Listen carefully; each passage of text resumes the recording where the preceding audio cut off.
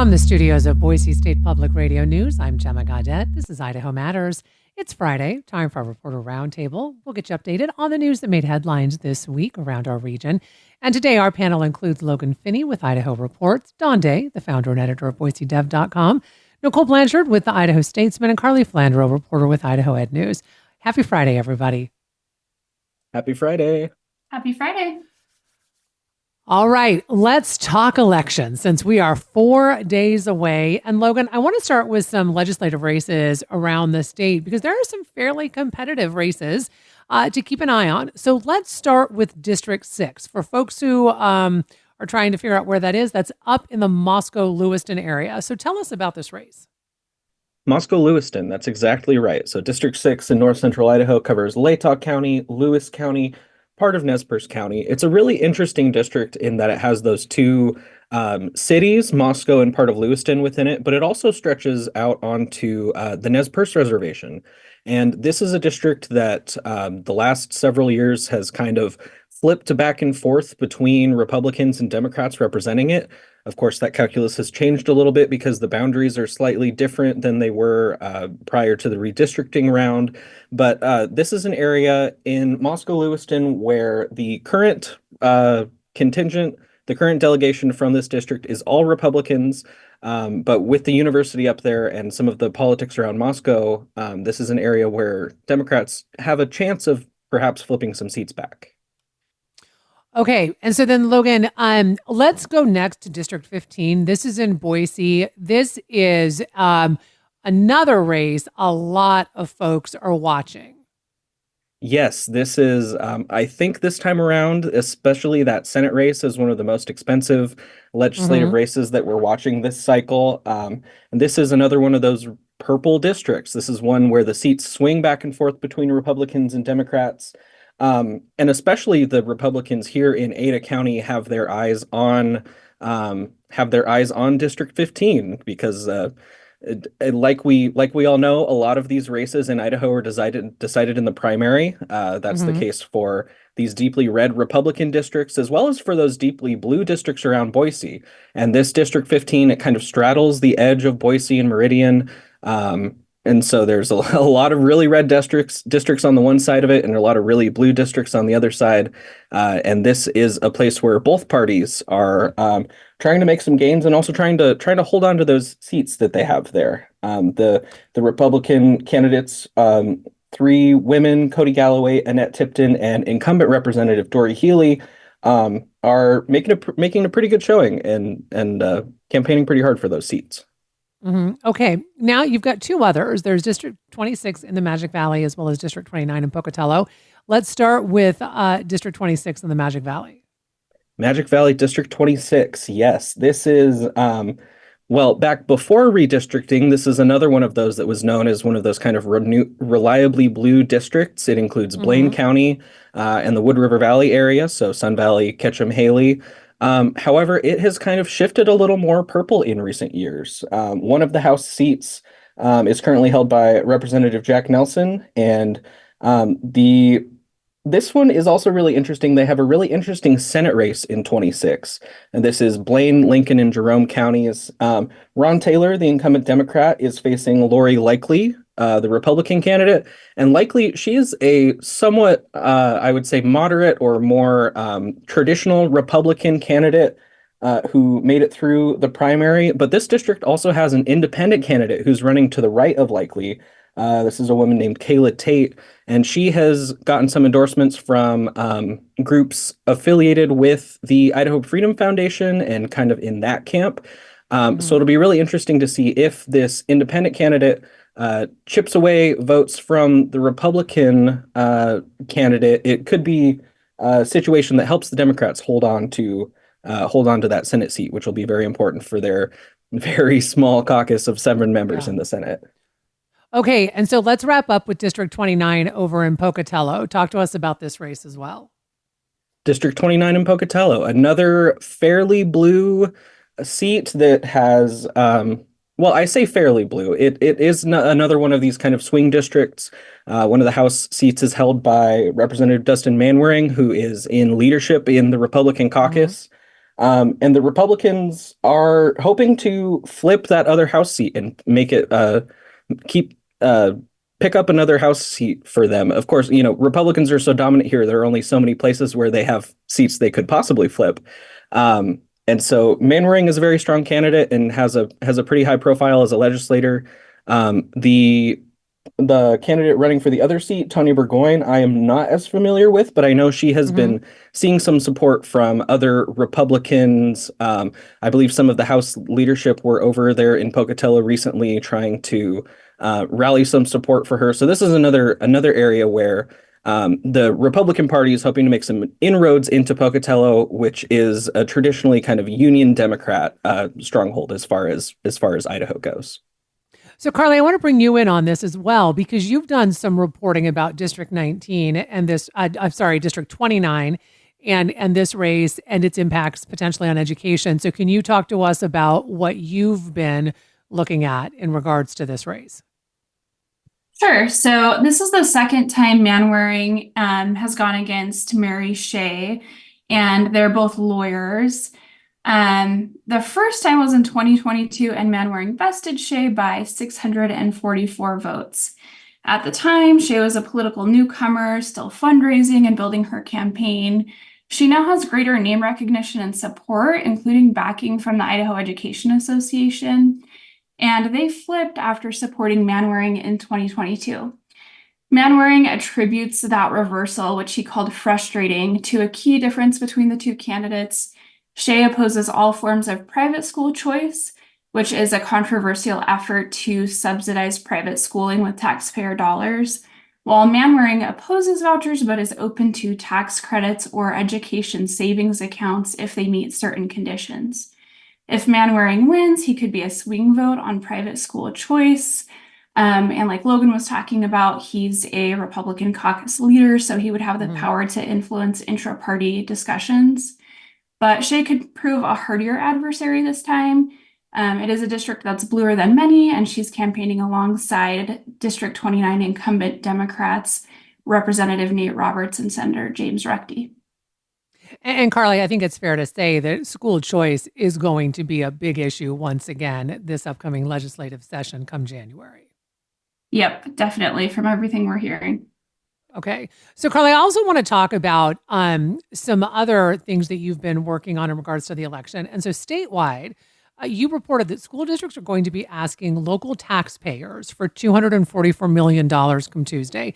Can you break this down for us? Because this is covering 6 school districts. So, what are these districts? How much are they asking for? Well, first, I want to clarify that there's a lot more than 6 school districts. I just kind of highlighted the 6 that have the biggest okay. asks, but we have Gotcha. the full list on there. So altogether, voters across 27 counties will be asked to fund education measures that would go toward teacher and staff salaries, sports, extracurriculars, building maintenance, classroom supplies, and more. So Soda Springs School District has the biggest ask on the ballot. It is for a $55.2 million bond over 20 years that would go toward a new high school and upgrades to an elementary. In Coeur d'Alene, they're asking for a 2-year supplemental levy for a total of $50 million. In Lakeland, they're asking for a 2-year $19 million supplemental levy. Pocatello Chubbuck is seeking a 2-year $16.5 million levy. Idaho Falls is seeking a 2-year $16 million levy. And Twin Falls is seeking a 2-year $14.4 million levy. So as voters go to the polls to vote on these things, it's worth noting a couple things. Most districts in Idaho have levies on the books. About 79% of traditional school districts, or 91 out of 115, had a levy on the books last school year. And those levies can make up anywhere from 0.5% to 39% of a school district's budget. Also, your local taxes for schools, if approved, may be lower than advertised. That's because a bill aimed at school bond and levied property tax relief means taxpayers' actual tax rates may be lower, but districts can't include that information on the ballots, partly because that relief is not guaranteed and is subject to yearly legislative approval. And I would just note, folks, if you live in one of these 27 counties where they're going to be asking for this, Carly did do a really in-depth story on Idaho Ed News, so you can go to that story and look at exactly what the school districts are asking for, and even how the bonds and the levies work. Because sometimes, Carly, that can also be really confusing. So appreciate all this Yeah, reporting on and that. Yeah. I should add, supplemental levies just take a simple majority to pass, whereas a bond takes a super majority. One last thing I wanted to add, this race is going to be really interesting because recently the March and August school election dates have been eliminated. So this is the first time some districts have had a measure on a November general election ballot. It's going to be really interesting to watch how levy measures fare statewide and what the success and failure rates indicate for schools as they navigate this new normal of halved election dates. So, Don, Boise Dev recently reported on the fact that St. Luke's Health System and Boise State Athletics just recently found out that they are the recipients of a significant multi-million-dollar gift. So, before we get into that part of it, can you start out by telling us about who Alan T. and Billy D. Noble were? Yeah, thanks. I think that's a great question. These two folks, you may not recognize their name, although you've probably seen it if you've been to a game at the stadium on campus at Boise State. The Hall of Fame gallery on the corner is called the Alan Noble Hall of Fame. This is the same Alan Noble and his wife. They have both passed away. Billy D. Noble died in 2017 and Alan died in 2021. They were both born here in Idaho, and they took a little bit of hard work and some ingenuity and literally made a fortune. Started out, Alan did, as a potato farmer, and that work on his farm in Kuna led to some innovations around irrigation. They were asked in the late 1970s to put some money in a startup that no one had ever heard of. It was this small outfit based in a dental office in Boise called Micron. And they put in $300,000 in early seed money, along with two other people, the Nicholson family and the Yankee family of Boise. Today, Micron is worth $110 billion. So I would imagine most of their stock has long since been sold, but a really great return for $300,000. Those investments actually helped bring in J.R. Simplot. And for a time in the 80s and 90s, Alan Noble was on the Micron board along with J.R. Simplot and some others when this company was really shepherded by longtime local folks. So fast forward through a life of business and grandkids and all sorts of things, and they left a significant amount of money to their heirs. And yesterday we got an email from St. Luke's Health System about a donation, which you alluded to. Now, we don't actually really cover donations at Boise Dev, and I want to explain a little bit about why. There's a lot of them, and a lot of people doing really great work in this community. And if we were to do a story every time someone donated $100,000 or $200,000 or even $1 million, that's really all we would do. And so I saw this news release about these donations, and I'm intentionally not saying the amount yet for a reason. And we thought, gosh, this feels a little different. And so we went ahead and did a story. And what's happening here is the Noble family is donating $25 million each to St. Luke's Health System and Boise State football. So $25 million each, a total of $50 million. So if you're going to consider pitching us a donation story, I guess our threshold is $50 million. $50 million? Okay, good to know. This is incredible though, Don. Yeah. I mean, really. So can you also, talk about I read what you posted, what Chris Roth, the CEO of St. Luke, said. These are like life-changing gifts. And I'm not over exaggerating here. Yeah. And I think I can say for Boise State, they said that this is their largest ever single donation in terms of dollars. And it's interesting. I'm going to swing back to St. Luke's, but let me tell the Boise State part first here, because it will help me get to that. I texted Jeremiah Dickey, the director of athletics at Boise State, said, what are you going to use this for? Because usually when somebody gives a large gift, it's earmarked towards something, right? So the Stickle families for the Stickle Sky Center, or Alan Noble's previous donation for the Hall of Fame, or the Cavan and Williams families for the indoor practice field there. Like usually it goes towards something. And Jeremiah Dickey said they don't actually have it earmarked yet.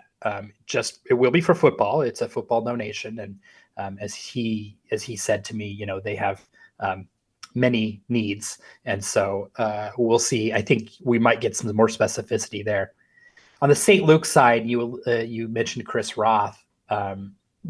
He said he had a really interesting quote. He said, "Words of gratitude all seem insufficient to properly convey the impact this gift by the estate of the Nobles will have on Idahoans for generations to come," and then said that legacy gifts are critical to the health system. So it'll be interesting. St. Luke's is obviously in the middle of a fairly significant capital project, expanding their downtown campus, and some others. And so $50 million is not insignificant. I want to say one more thing.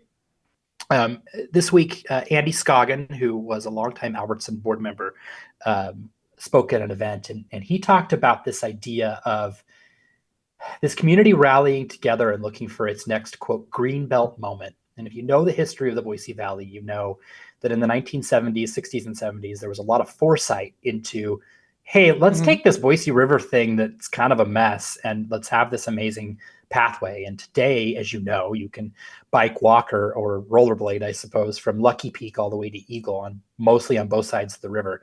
And you're not, behind expensive houses or anything. You're right on the river. It was a major thing. It was controversial at the time. And Andy put forth this idea that our community should look for our next greenbelt moment to propel us into the future. Andy's on the St. Luke's Health System board, which I think is interesting. I haven't asked him about this, but he made these comments the day before the gift was announced, and his message was for our valley to continue to thrive, we all have to look for ways to pioneer in the way that the people who lived here for thousands of years did, for the people who came here in the 1800s did, and for the people who said, let's build the Boise River Greenbelt. I think that particularly the St. Luke's gift is a way to do that. Certainly not to negate the importance of Boise State athletics and what it does for the brand of this area, but it's big dollars, and I think that it shows a real commitment to making this place special. And I'm going to get off my rear soapbox now. No, I totally agree with you, though, and I really appreciate just the story about the family, right? This couple, and giving, I think, voice to who they were and what they've done as well. So appreciate that story. Yeah. Nicole, I want to talk quickly. Can you tell us quickly about this wildfire? There was another wildfire in Southeast Boise this week. So where exactly was it? Sure. So this was right by where the Plex fire was earlier in the summer. It is up by the Oregon Trail Reserve, kind of right alongside Idaho 21. It is, I think the fourth fire in that area. In the last just couple of months, it's been hit really hard. And as we know, the Valley Fire that went out about 2 weeks ago was caused by some power equipment from Idaho Power, but the rest of these have all been human caused. And so that's it'll be interesting to see what we find out about the cause of this new fire that they're calling the Leeds Fire. It is out, and it was around 350 acres. So, but at this point, Nicole, they don't have a cause for it yet. So we don't know if this was human caused or not. So we know that it was human caused because it sparked in the middle of the day and there was no lightning. But we don't know, was this somebody shooting an exploding target? Was this, a deliberate arson? Was it fireworks? Any number of other things. So all we know is that it wasn't natural. And there was a subdivision that was near this latest fire, correct? I mean, because that's what we saw with the Valley Fire. I mean, that was very significant for a lot of the neighborhoods in Southeast Boise. Yeah, that's been one of the really concerning things about this series of fires is that there are homes right over in that area. This one was right next to the Sunny Ridge subdivision, which is kind of between Lucky Peak and Interstate 84. And like I mentioned, this was really, really close to where that Plex fire started. And that fire burned right up to some homes as well. We didn't see evacuations this time, But yeah, they're threatening development, which is another really concerning factor as we're getting, building further into the foothills and also seeing fires that, are starting really late in the season. This was a really unusual time to get a new wildfire spark. Right. I mean, end of October. Absolutely. So, Carly, 4 school districts in Idaho will be asking voters to support multi-million-dollar supplemental levies this election day. So, where are these districts and why are they saying these levies are needed? Yeah, so generally these asks reflect the obstacles school leaders face today, from addressing budget shortfalls to keeping students safe to ensuring competitive staff salaries and manageable class sizes. So I took a look at 4 of the biggest ones in the southern half of the state. And before I jump into this, I want to clarify one thing. Supplemental levies are often, but not always, 2-year levies. And so the first one I'll talk about is in Twin Falls. And they might talk about their levy as a $7.2 million levy. That would be per year for 2 years, but altogether it's $14.4 million. So at Ed News, when we talk about levies, we talk about the complete total over the 2-year span. So anyway, Twin Falls is running a 2-year $14.4 million levy, and most of it's going to go to staffing. And that's generally the case with all levies. Most of them go towards staff salaries and benefits. So in this case, 8.8 million would go to staff salaries and benefits. It is an increased ask, and it's one of only 6 increased supplemental levy asks among the 22 on Idaho ballots. And I talked to their superintendent. He said that's because of inflation and increasing costs, expiring COVID-19 relief dollars, and then a sweeping facilities bill that was passed last session that inadvertently impacted how lottery dollars are used and created a funding gap for some districts and how they pay maintenance staff. So that's in Twin Falls. Then over in Idaho Falls, they're running a 2-year $16 million levy. Interestingly, they don't have information about this on their website. The only real way to get information is to look at a sample ballot. But most of this levy would go towards salaries. That would be 12.5 million total going to staff salaries and benefits. Over in Bonneville School District, which is in the Idaho Falls area, they're seeking a 2-year $11.6 million supplemental levy, and 11.1 million of that, so the vast majority, will go towards staffing costs. Bonneville School District leaders are keeping their levy ask the same this time around, and that's doable partly because of a slowdown in student enrollment growth, according to their superintendent. But at the same time, there's been a dramatic shift in state funding with the return to attendance-based funding. And that means the district's savings funds is diminishing to maintain the status quo. So that's likely going to mean a reduction of up to $4 million in their savings account. So what that means is trustees might have to come back to voters for an increased levy as early as next year, but for now they're keeping it the same. Finally, over in Pocatello-Chubbuck, they're seeking a 2-year $16.5 million levy, $9.5 million of which will go towards staff salaries and benefits. And an interesting thing here is their levy has been on the books for more than 60 years, but this is the first time it's been run during a general election. So we'll see if that has an impact on outcomes. And I just wanted to throw out there, if there's any North Idaho voters, you can go to Idaho Ed News for an in-depth story about levy measures in Coeur d'Alene and Lakeland. And that was written by my colleague, Emma Epperly. Okay, appreciate all of that, Carly. Really important information as we head into Election Day. Nicole, talk to us about this latest grizzly bear encounter over in Southeast Idaho. Because this is the 3rd one, right? Since what, June? Since June, yeah. So what do we know about this latest one? So again, we had this is the second of the 3 that has been a hunter encountering a grizzly bear. It is once again over in the Idaho Falls area. This one was east of Idaho Falls around Kilgore, which is a really small unincorporated community. This person was hunting for elk. He was in a really heavily wooded area in the Caribou-Targhee National Forest. And according to the Idaho Department of Fish and Game, as he was making his way through that heavy timber, a female grizzly charged at him through some dense brush, and he had a hunting rifle, obviously, as he was out hunting, and did use that and shot and killed the bear. So this is the 3rd incident where someone has shot and killed a grizzly in that area because it was either charging or in an incident that we saw back in very early September. two elk hunters shot and killed a bear that actually managed to knock one of them down and bite his arm. So there was an actual contact there. Wow. Okay. Well, appreciate the latest update on this. With that said, Dawn, let's talk about the possibility of a professional soccer team, but also a stadium being built at Expo Idaho. And I have to tell you, I think we've heard about stadiums for so long here that I'm always a little bit skeptical. So yes, Boise Dev launched in 2016, and these are our 6th and 7th stadium projects. So so there's a couple things going on here. You mentioned one of them, which is was widely reported and so there's two. Just hang with me. There's your roadmap. Oh, okay. There's two. So widely reported, there was an auction process that happened earlier this week for a stadium, but not a stadium, but not a stadium at Expo Idaho. So let me explain. Okay. The county is looking for somebody to spruce up the current grandstands and turf club at Expo Idaho. This is the LeBois Park site where horse racing was for quite a long time. The horse track would go away and be replaced with a soccer field, one of a bunch of soccer fields, but this soccer field would have grandstands next to it.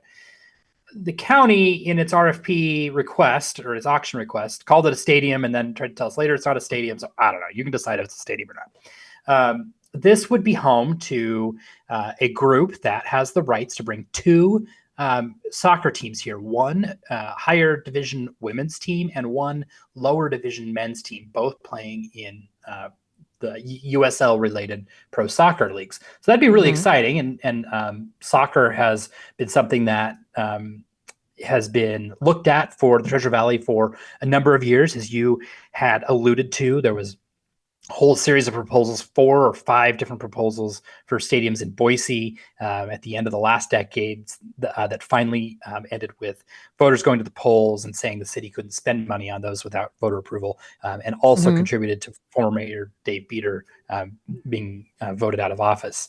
So that's the first project, which everybody kind of reported.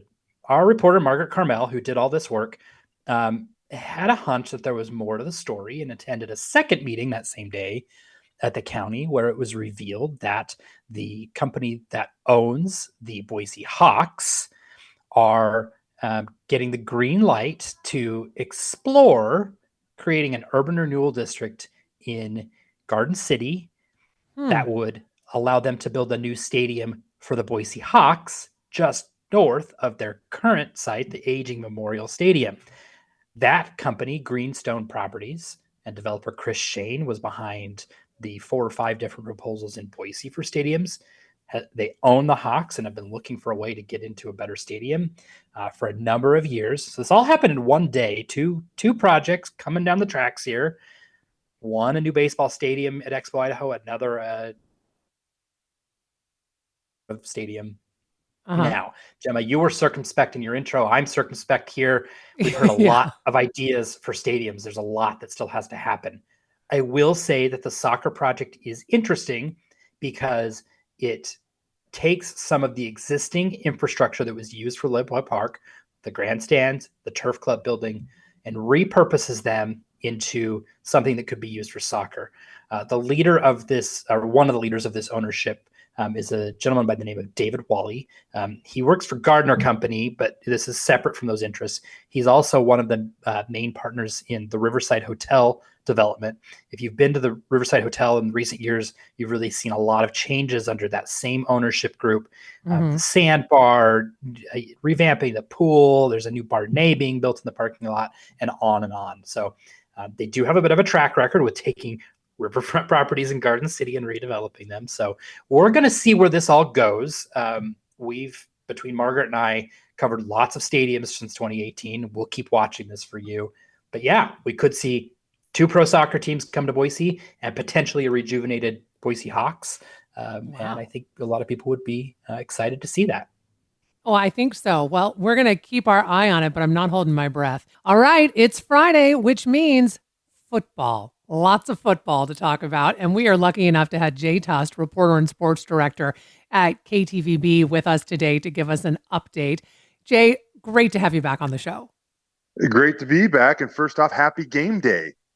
I know. Happy game day. Big stuff going on for the Broncos. So before we get into game day itself, now, unless maybe you've been living under a rock, which some people do, there is a phenomenal player on the Broncos who is getting so much national attention. I'm talking about Ashton Jeanty. Can you tell us about him? Yeah, he is a phenomenal human, a phenomenal player, a great teammate, and I believe just truly a unique athlete in today's world where it's all about me, and I, and all that stuff, right? Ashton is the first person to deflect praise back to his teammates, his coaches, despite the fact he has earned a lot of that praise. He leads all of college football in rushing yards by a wide margin. He has been phenomenal this year, and I've been covering this team, this league, for 14 seasons now, believe it or not. And in my time of doing that, Ashton Jeanty is without a doubt the best player that I've seen in the Mountain West Conference. And I think that a lot of people would agree with me too. So he is getting a ton of national praise. He is a Heisman hopeful. Right now, he is one of the guys that probably a top 4 to contend to that for that trophy. And if he stays there, at the very least, he's going to be in New York that first weekend of December with a chance to win it. And that's just kind of, the only other person that's made it that far is Kellen Moore, and he did it once. And so Ashton's kind of entered that territory, which I think speaks volumes of how good he is.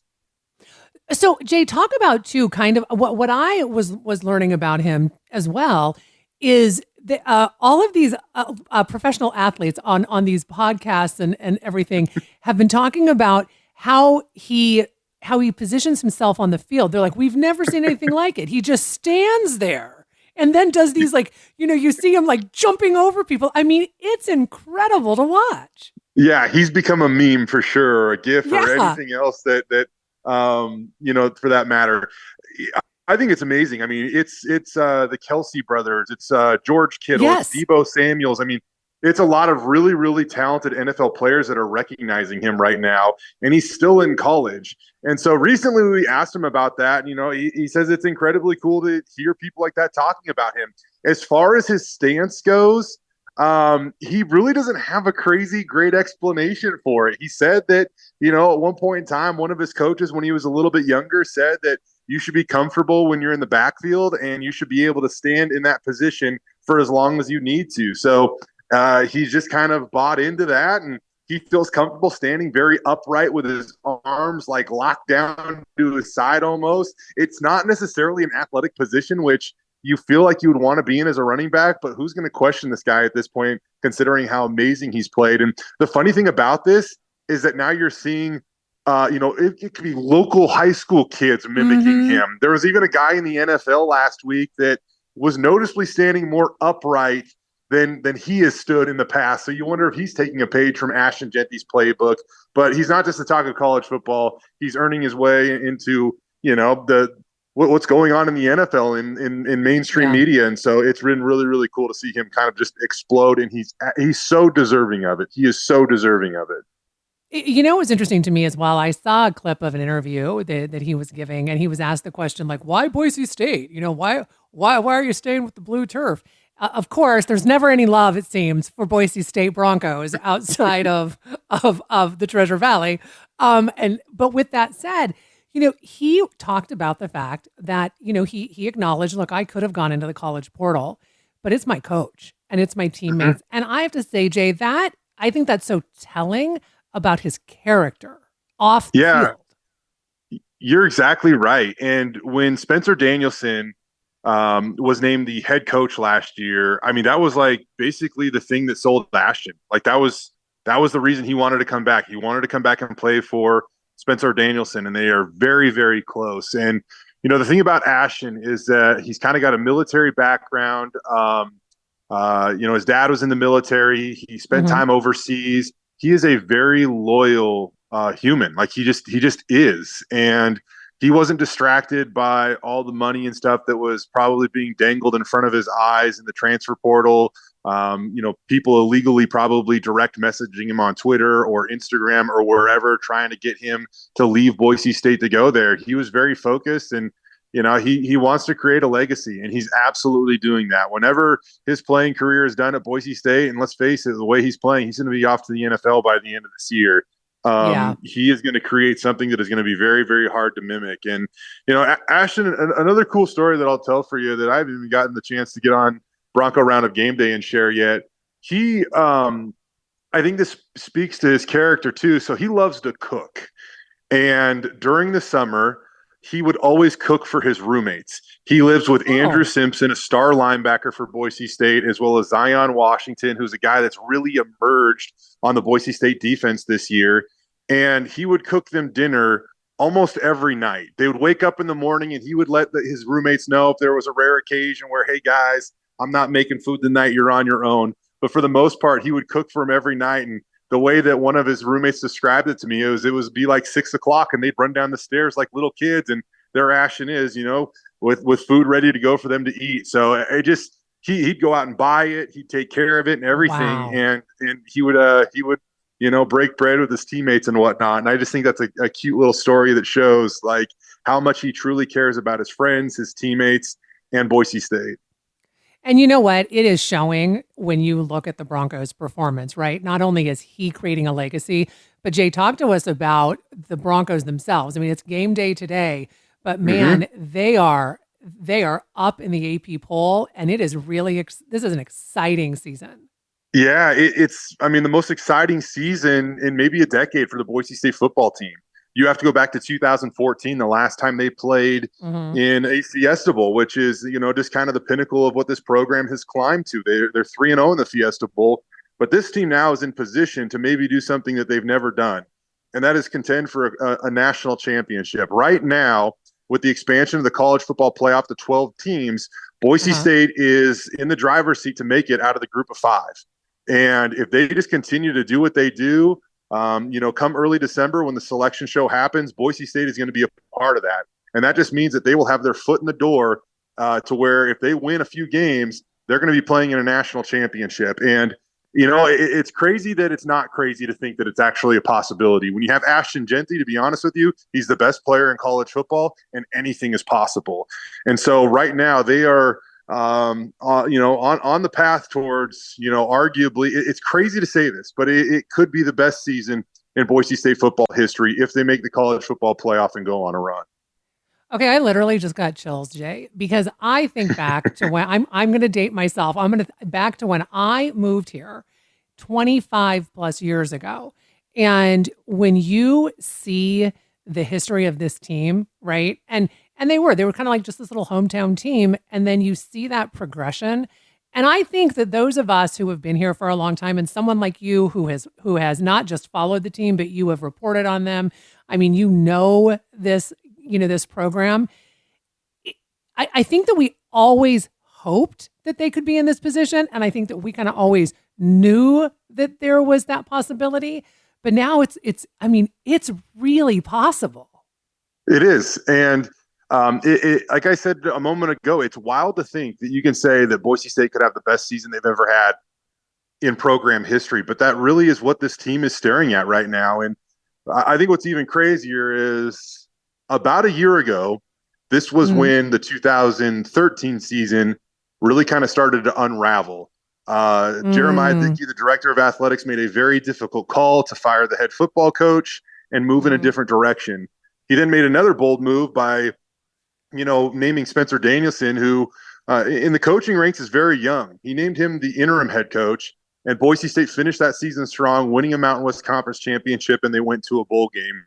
And then, somewhere along the line, Jeremiah Dickey named Spencer Danielson the head coach. And, a year ago, almost to the week, it felt like this was a lost program. And I asked Spencer Danielson about it a little bit this week. What's the difference? Because largely they have the same players. They almost have the exact same entire coaching staff. Really, the only thing that is a significant difference is the man that stands behind the podium at Monday press conferences. And now that's Spencer Danielson. He says that it's not about him, it's about his players, but that's really nice of him. But clearly he has made a massive, massive difference And now he has this program on the cusp of a historic season. Well, Jay, and I think this might have been video from you, actually, when that announcement came last year, when they named Spencer Danielson and when he told the team. I've never seen a group of athletes jump up and be as excited as they were for that announcement.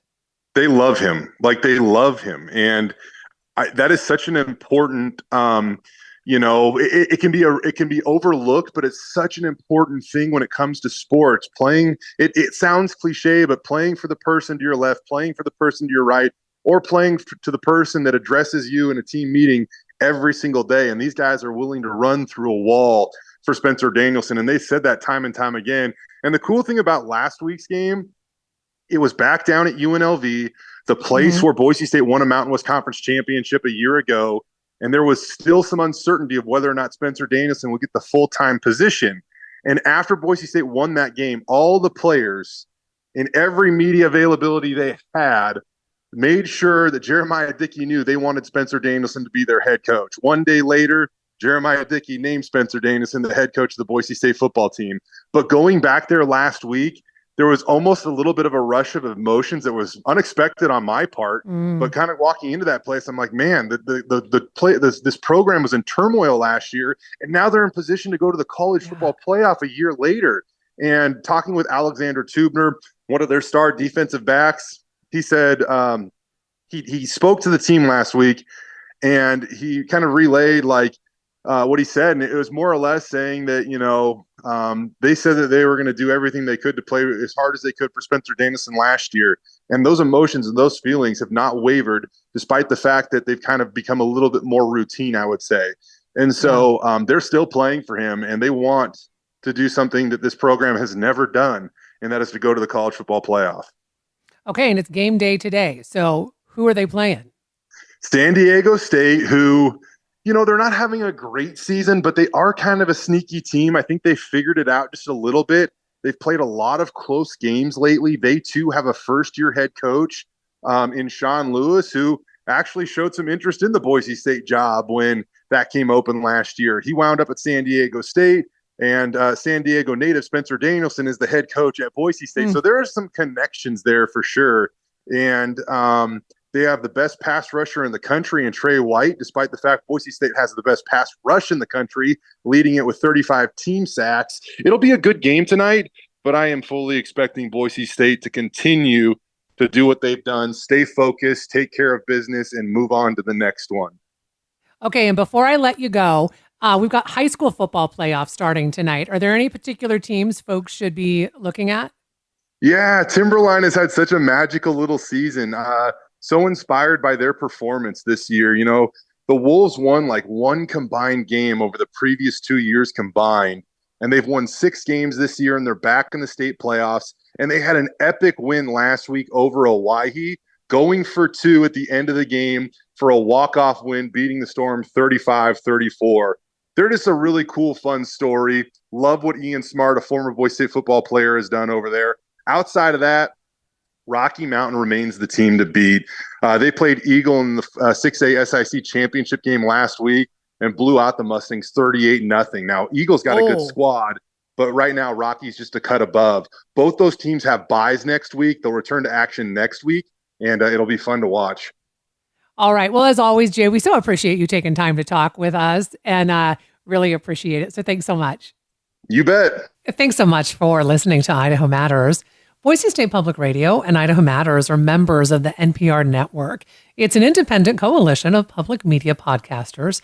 You can find more shows in the network wherever you get your podcasts. I'm Gemma Gaudette. We'll see you tomorrow. No matter what happens in Washington, the NPR Politics Podcast is here for you. For the latest news, insights, and analysis from the election and beyond, listen to the NPR Politics Podcast.